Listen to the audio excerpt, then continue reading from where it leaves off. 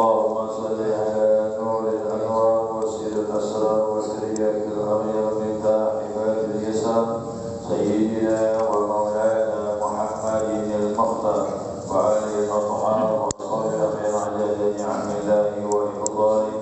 سبحانك لا علم لنا إلا ما علمتنا إنك أنت العليم الحكيم. اللهم ذكرنا ما نسينا وعلمنا ما جهلنا ولا حول ولا قوة إلا بالله العلي العظيم. قال المصنف رحمه الله تعالى ونفعنا بعلومه بالدارين آمين. Sebelum saya lanjutkan, saya sampaikan jemaah, baik malam ini kita manakib di Masjid Nur Salim di Jalan Musri Hamzah, Pancasila. Ya. Kayak kemarin saya ingin jelaskan rencana, jelaskannya ngomongnya setelah taklim. Jadi aja pernah lupa pula. Nah, maka saya jelaskan memang. Ya, kalau sudah selesai kalau dia bisa hadir. Ya. Dalam akidah Ahlussunnah wal Jamaah, kita singgung kemarin mengenai orang-orang yang utama, terutama Nabi Muhammad SAW. Yang kedua para nabi yang lainnya, kemudian sahabat Abu Bakar As-Siddiq radhiyallahu anhu, setelah Abu Bakar Umar bin Khattab radhiyallahu anhu, sekarang kita bahas mengenai Utsman. Ya, orang yang utama setelah itu Utsman bin Affan radhiyallahu anhu. Ya, saya ambil satu hadis cukup panjang ini.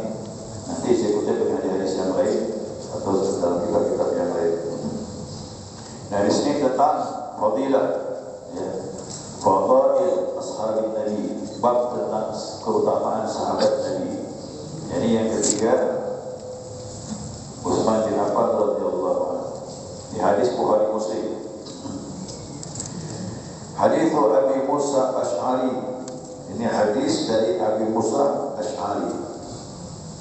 Abu Musa Asy'ari ini sahabat Nabi SAW yang dipuji Nabi, dia punya suara yang indah. Ya, suara yang indah. Kalau baca Quran itu merdu. Sampai Nabi beritahu kepada dia, kau punya tenggorokan seperti tenggorokan Nabi Daud yang ada salam pada Rasulullah. Indah. Dan beliau inilah kakek yang keempat kelima di atas itu. Dari Abu Hasan Asy'ari. Abu Hasan Asy'ari itu pendiri mazhab akidah Ahlussunnah wal Jamaah. Jadi bersama sifat 20 kajiannya beliau ya.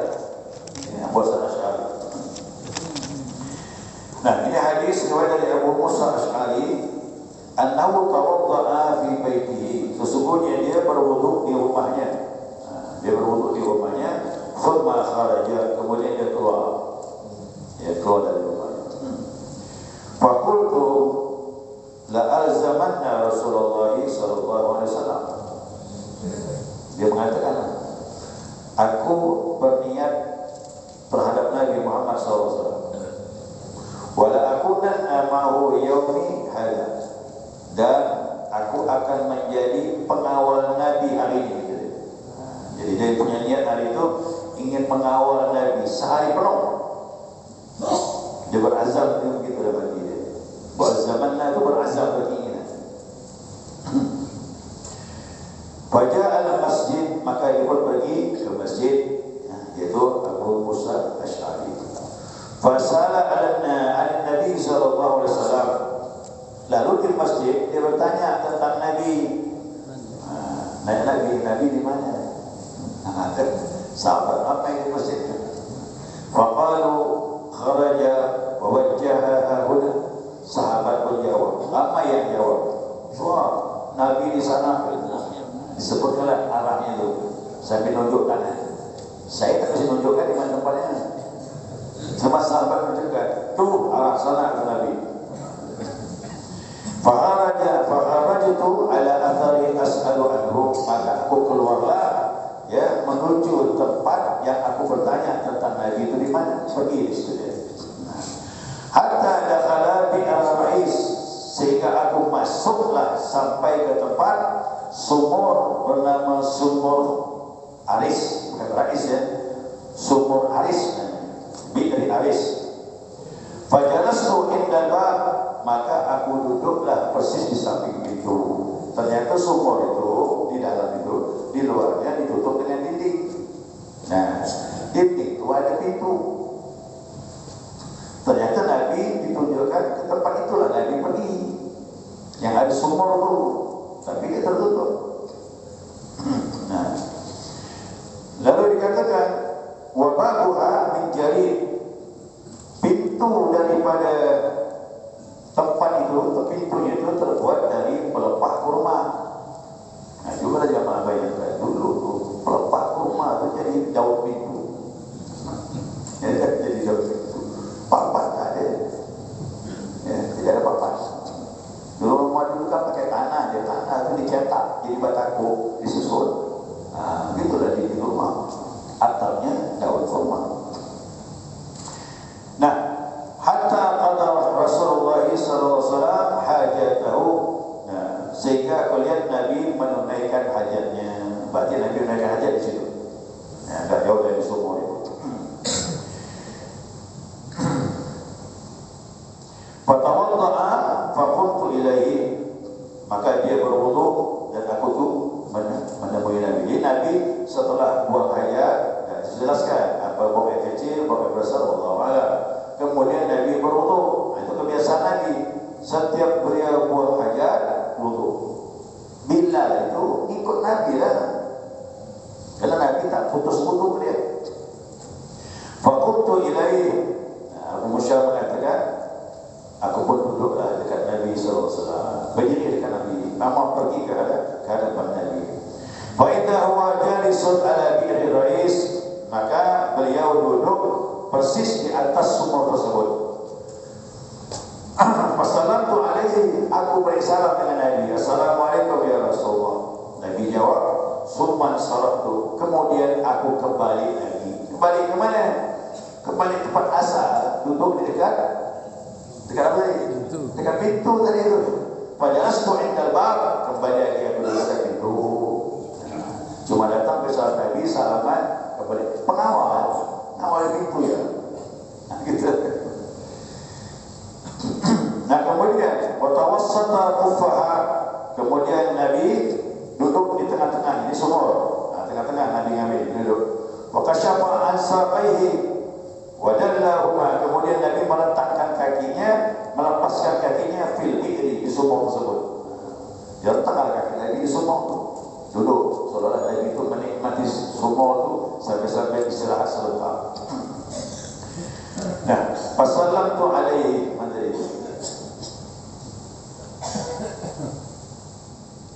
Faqultu la akunanna bawaba Rasulillah sallallahu alaihi wasallam.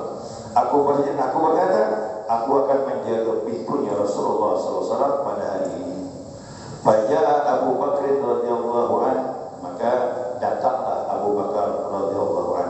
Pada fa'alba, didorong pintu. Didorong. Di belakang itu Abu Musa mendorong dia. Faqultu man hadha? Kau siapa ni? Faqala Abu Bakr, aku Abu Bakar. Faqultu ala rislik. Rislik ini kata lain dari sabar. Sabar, jangan masuk-masuk sembarangan ya. Wah, ini tetap menemui Nabi itu kan sembarangan. Pada Abu Bakar tu mertua Nabi. Abu Musa, sabar, jangan masuk-masuk. Thumma dhahabtu, kemudian aku pergi. Faqultu ya Rasulullah. Abu Musa datang dengan Nabi Muhammad. Ya Rasulullah, hadza Abu Bakr yasta'dzin. Ni Abu Bakar depan pintu datang, dia minta izin masuk, boleh tak? Faqala idzan lahu, kata Nabi, beri izin masuk. Tak sembarangan dulu. Kita tak tahu Nabi sedang apa. Silakan masuk. Suruh dia masuk, wa basyirhu bil jannah. Tambah lagi. Suruh dia masuk, berita gembira untuk dia. Dia ahli surga, kata Rasulullah. Waduh, ada kalimat plus tambahannya. Berarti kalau Nabi bilang ahli surga, mama bukan main-main itu. Memang sudah ditakdirkan Abu Bakar masuk surganya Allah Subhanahu wa taala. Faqbaltu hatta qultu li Abi Bakr, udkhul wa Rasulullah yubashshiruka bil jannah. Maka aku pergi menghadap Abu Bakar, masuklah, dan Nabi beritahu kau ahli surga. Langsung disampaikan, tak kasih rahsia lagi dah. Padahal Abu Bakr, maka Abu fajalasa an yamini Rasulullah sallallahu alaihi wasallam ma'ul al-qufa. Masuklah Abu Bakar persis duduk di sebelah kanan Nabi Muhammad sallallahu alaihi wasallam.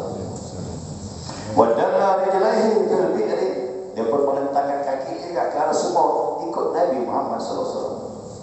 Kama salat Nabi. Jadi dia melakukan persis apa yang dilakukan Nabi sallallahu alaihi wasallam. Wa kashafa an saqaihi. Nah, kemudian dia menyisihkan betisnya. Abu Bakar agak naik sikit, disisihkan betisnya supaya apa? Supaya tak kena air di sumur itu. Thumma raja'tu fajalastu. Kemudian kata Abu Musa Asy'ari, aku balik lagi ke pintu pengawal. Dekat balik lagi ke pintu. Wa qad taraktu akhi yatawaddau wa yalhaquni.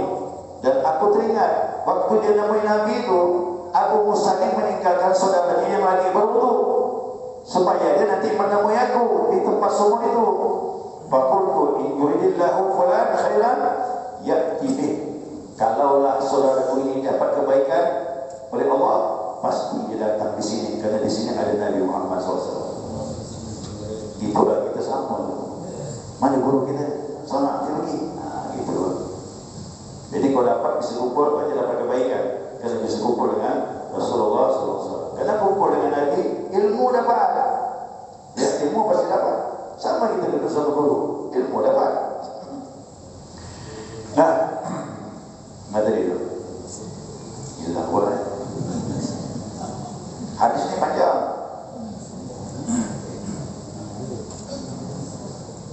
Ya. Nah, tatkala dia merenungkan tentang saudaranya, mudah-mudahan datang ke tempat ini bertemu Nabi. Fa idza insan yuharrikal ma', tiba-tiba ada orang mendorong pintu lagi. Faqultu man hada? Siapa kau ni? Faqala Umar bin Khattab. Aku Umar. Umar seorang itu ada tak? Faqultu ala rislik, sabar ya. Thumma jitu ila Rasulillah, pergi lagi dekat Nabi. Fassalatu alaihi, aku bersalam dengan Nabi. Wa qultu hadza Umar bin Khattab yasta'zin. Ya Rasulullah, di pintu Pak Umar, dia minta izin masuk. Boleh tak?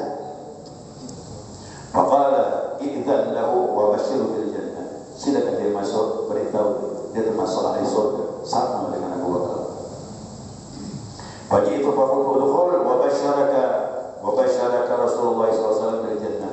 Aku suruh Umar masuk, ingat kalau buat berita gembira kau akan masuk surga. Pada sama Rasulullah fil khuffa al yasari. Masuklah Umar, duduk di samping Nabi sebelah kiri. Ini sahabat-sahabat utama ni. Abu Bakar sebelah kanan, Umar sebelah kiri. Wadalla rijlaihi fil bi'ri, sama juga Umar pun meletakkan kakinya ke sumur. Jadi bertiga lah tu. Duduk dalam sumur, dia letakkan kakinya ke arah sumur tersebut. Nah, thumma raja'tu fajalastu. Kata Abu Musa, aku kembali lagi ke pintu. Tugasnya dia. Faqultu inulillahu falana khairan ya'ti bih. Ingat lagi dengan saudaranya. Kalau dia datang ni, dia pasti dapat kebaikan lagi. Tapi belum datang ni sebenarnya. Saya ingat lagi. Lagi makan begitu, faja'al insanu fa'arrakal bab. Pintu didorong lagi. Yang ketiga kali. Faqultu man hada? Siapa kau ni? Utsman bin Affan. Aku Utsman bin Affan. Faqultu sabar. Pergi lagi ke Nabi. Ya Rasulullah, di pintu ada Utsman. Kata Nabi, minta izin. Idzan lahu wa basyirhu bil jannah. Beri dia izin masuk. Bilang dia masuk ahli surga. Ala balwal nasibuhu. Cuma kata Nabi, dia masuk surga sesudah mendapat bala yang menimpa dirinya. Jadi Utsman ada tambahannya, dia kena uji oleh Allah Subhanahu wa taala. Wajitu faqultu lahu udkhul. Ya Utsman, masuklah. Wa basyaraka Rasulullah bil jannah. Nabi beritahu kau bahawa kau ahli surga. Ala balwa nasibuh, setelah kau mendapat bala. Nabi sampaikan itu. Susah tak Utsman? Tak. Karena Utsman orang yang kuat hatinya, iman. Padahal bahwa jadal kufa akan mulia. Masuklah Utsman, dia dapatkan tempat duduk di sumur sudah penuh. Nabi tengah-tengah, Abu Bakar sebelah kanan, Umar Bagaimana ni? Fajalasa wujahahu min asy-syaqqil akhar. Maka Utsman duduk persis bersetentangan berhadapan dengan Nabi Muhammad sallallahu alaihi wasallam. Jadi dia pun bangku di tempat duduk di seberang sumur. Jadi berhadapan dengan Rasulullah sallallahu alaihi wasallam. Jadi untuk Utsman ini dia termasuk ahli surga, tapi setelah mendapat bala. Apa balanya? Saya ambil kitab lain, kitab Karamatul Auliya karangan Syekh An-Nabhani. Utsman itu meninggal dibunuh di rumahnya tengah malam. Yang bercerita itu Abdullah bin Salam. Kata Abdullah bin Salam, malam kematian Utsman itu aku datang kepada dia. Dia tenang, tak ada apa-apa. Dia baca Al-Quran, dia salat. Nah, aku beri salam, lihat wajahnya tidak ada tanda-tanda seperti itu. Nah, dan dia berkata, aku didatangi Nabi Muhammad SAW. Ingat ya, Nabi Muhammad sudah meninggal. Nabi Muhammad meninggal 2 tahun, Abu Bakar jadi khalifah. Meninggal Abu Bakar diganti oleh Umar. Umar itu 10 tahun 6 bulan. Meninggal Umar, Utsman menggantikannya. Jadi Utsman ini jadi khalifah, jadi bunuh itu. Aku didatangi Nabi. Kata Imam Syaiuti, dia bilang dia didatangi Nabi bukan dalam pandangan mimpi, tapi dalam keadaan jaga. Rohani Nabi datang kepada dia. Kata Nabi, minum. Ada air buat Nabi. Kau berbuka bersama aku. Kemudian kata Nabi, sekarang aku beri kau pilihan. Setelah ini kau ingin berbuka di tempatku atau ingin berbuka bersamaku? Dia beritahu. Kata Utsman bilang, ya Rasulullah, setelah ini aku ingin berbuka dengan kau. Berarti kau harus tinggalkan dunia, kata Nabi. Kau ingin berbuka puasa dengan aku, tinggalkan dunia. Malah itu kena bunuh dia. Dia pilih ingin bersama Nabi Muhammad SAW. Jadi takdir itu tidak ada masalah. Memang udah pilihan Allah dan dia pun memilih. Tak kala dipilihkan Nabi, aku tak mau lagi dunia ini, aku ingin bersama kau ya Rasul. Istilah berbuka itu bersama Nabi lah. Nah, malah itu pun dia kena bunuh. Rumah jadi kepung dan dia ditikam. Dan ditikam sedang baca Al-Quran. Jadi kadang-kadang jangan melihat hina betul orang itu meninggal. Dan meninggal itu sebab dia tetap mulia walaupun meninggal dibunuh. Nabi pernah diracun, cuma Nabi meninggal bukan kena racun, tidak ya Allah. Tapi Abu Bakar meninggal kena racun. Abu Bakar meninggal kena racun. Umar ditikam waktu imam salat subuh dengan Abu Lu'lu'ah dari belakang tu ditikam. Ali bin Abi Thalib salat subuh dari rumah menuju ke masjid tengah jalan tu ditikam. Utsman ditikam sedang baca Al-Quran tengah malam di rumah. Karena orang pikir, kenapa sahabat meninggal dunia? Itu takdir Allah pilih untuk dia. Tapi itu sebab saja. Itulah kata Abu Halim bilang. Kadang-kadang aku heran dia orang Syiah gitu. Kalau memperingati kematian Husain, dipukul badannya berdarah-darah, kepala berdarah-darah sebagai bela sungkawa fanatisme kepada Husain. Padahal dia berbuat salah. Husain udah sedang-sedang dari surga. Sayyidina Husain dari surga dapat nikmat dari Allah. Kita melukai badan kita. Itu apa? Nah, itu namanya situlah ada kesalahan, kesesatan Syiah. Menyakiti diri sebab manusia. Tak boleh. Nah, matinya kita lihat seolah-olah tak layak, tapi itu sebab takdir. Tapi dia tetap mulia di sisi Allah Subhanahu wa taala. Jadi Allah pilih seperti itu. Nah, itu Utsman meninggalnya seperti ini. Jadi cerita ini dalam ini nyambung dengan kisah yang lain dari Abdullah bin Salam. Ya Abdullah bin Salam. Nah, kemudian kelebihan dia yang kedua, hadis ini juga waktu Utsman masuk ke rumah, Nabi lagi berjumpa bersenang-senang, bergembira dengan istrinya di ruang tamu, bergurau. Tiba-tiba Utsman datang mengatakan, "Assalamualaikum ya Rasulullah." Nabi bergurau dengan istrinya sampai kelihatan betis. Ingat, bukan lutut ya, betis. Betis Nabi terangkan. Begitu Nabi mendengar suara Utsman, langsung Nabi tutup bajunya, betisnya. Aisyah masuk ke dalam. Kata Nabi, jangan masuk ke dalam, buka pintu dulu. Buka pintu. Beritahu dia ahli surga. Sama, engkau ahli surga, kata Nabi. Tapi setelah kau mendapat ujian, sama kan? Begitu Utsman masuk, ada urusan agama, omongan sudah selesai, dia keluar. Aisyah pun keluar dari kamarnya, pergi ke ruang tamu, menemui Nabi SAW. Ya Rasulullah, betapa malunya kau dengan Utsman, sampai Nabi tutup betisnya Utsman datang. Padahal betis aurat bukan? Bukan. Bagaimana aku tidak malu dengan orang itu? Ini orang dimalui oleh malaikat di langit, kata Rasulullah. Di situ menunjukkan betapa mulianya Utsman bin Affan radhiyallahu anhu. Tuh dua hadis. Nah, kisah Utsman jadi khalifah.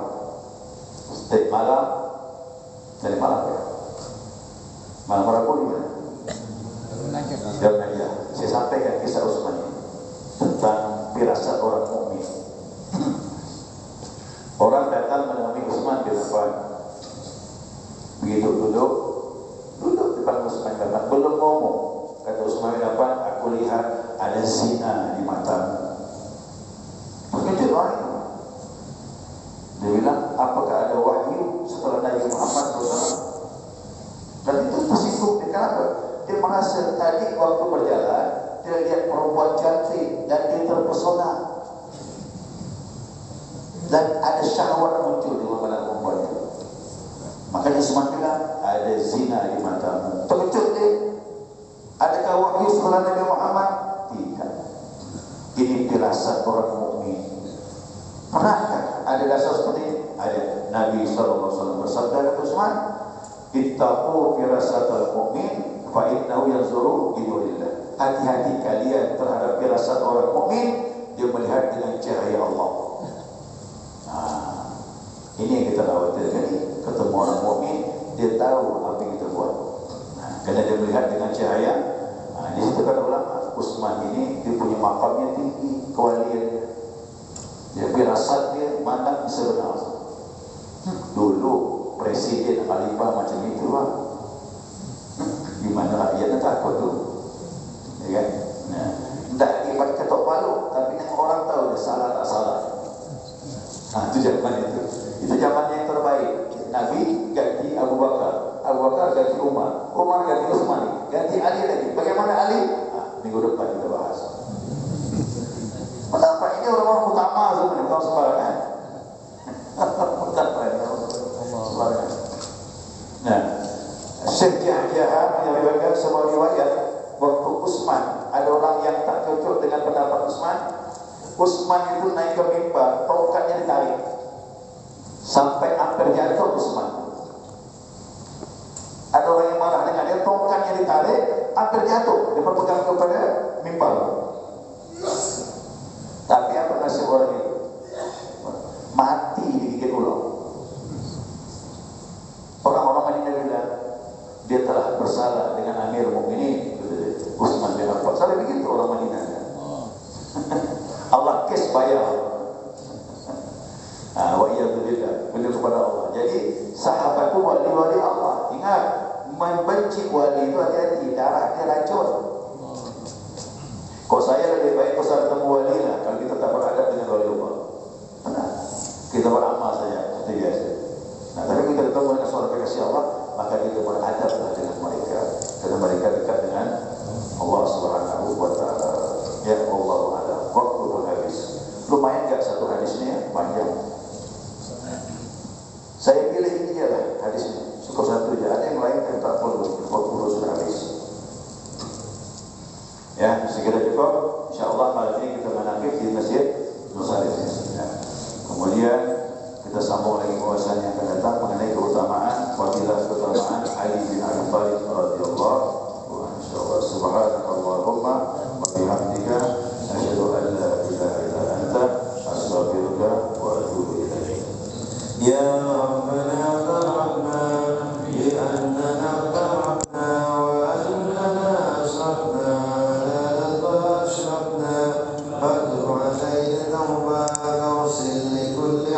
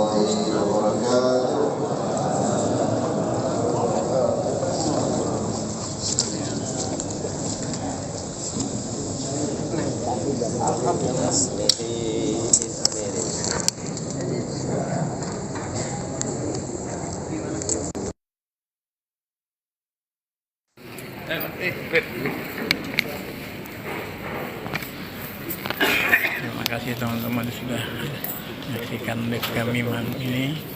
Semoga bermanfaat dan